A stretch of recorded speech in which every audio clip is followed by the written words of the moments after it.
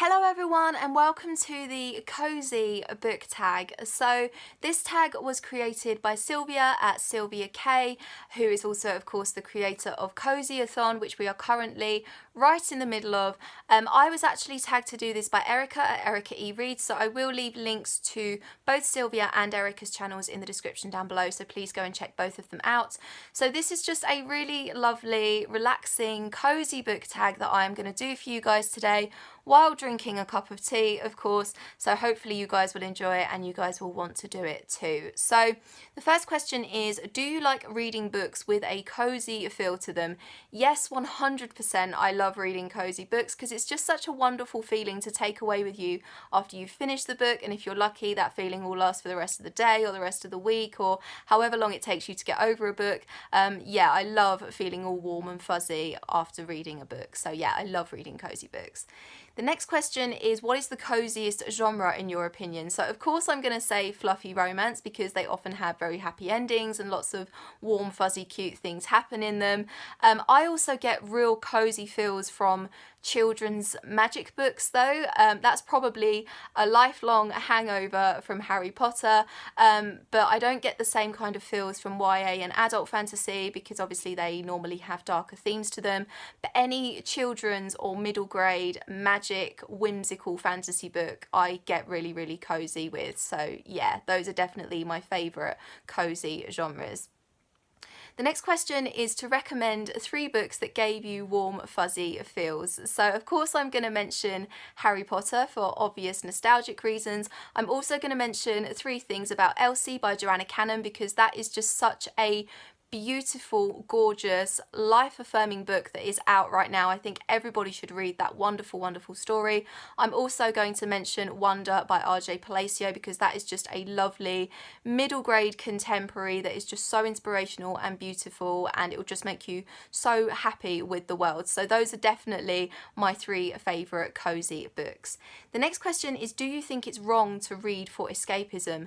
No, 100% no. I don't know if this is a real argument that people are trying to make happen, but I think that's probably one of the main reasons that I read, and I actually think it's probably one of the healthiest, soul-enriching forms of escapism out there because you can visit so many different places, you can meet so many different people, you can visit whole new worlds in the safest format possible. So no, I definitely don't think it's wrong to read for escapism, and I think that everybody should do it as much as they can.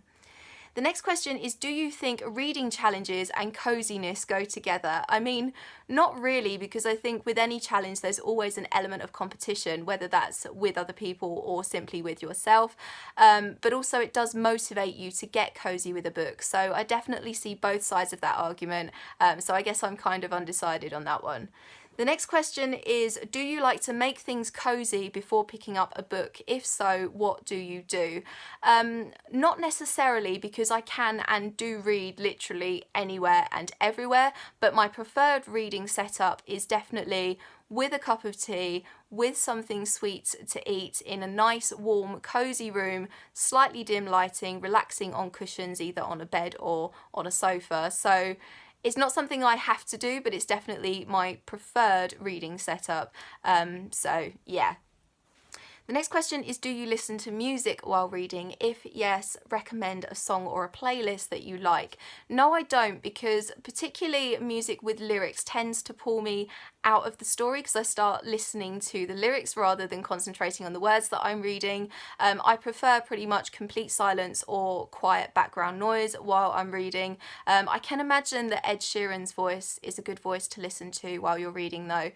So if you are looking for any music to listen to while you're reading, I'd probably recommend any of Ed's ballads. So yeah. The next question is, do you like to eat or drink while reading? I always have a cup of tea while I'm reading. I always have a cup of tea with me anyway because I'm constantly drinking tea. Sometimes I have something sweet to eat like chocolate or biscuits, and sometimes I will read in cafes and coffee shops and things like that. So sometimes I will have my lunch while I'm reading. So yeah, I always have at least a cup of tea with me while I'm reading. The next question is having a booktube channel conducive to a cozy reading routine? Kind of, because it does motivate me to get cozy with a book, because obviously I want to read as much as possible so that I can recommend stuff to you guys, but also I do kind of feel the pressure a little bit to read books by certain dates and times so that I can get reviews up, or so that I can put them in a wrap up or things like that.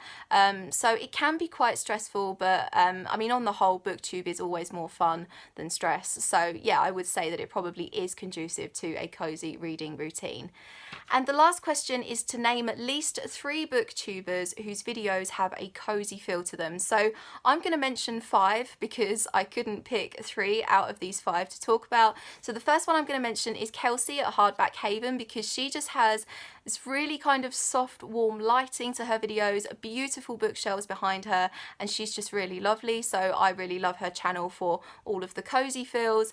The next one I'm going to mention is Lisa at Lisa's West Coast Reads, because she has a nice little cozy book cave kind of thing that she films in. I'm also going to mention Carl at Expelliar Books, and he's a pretty new booktuber, but he's just so funny and friendly, and I just feel all warm and smiley when I'm watching his videos. So yeah, he definitely has a really cozy feel to his videos.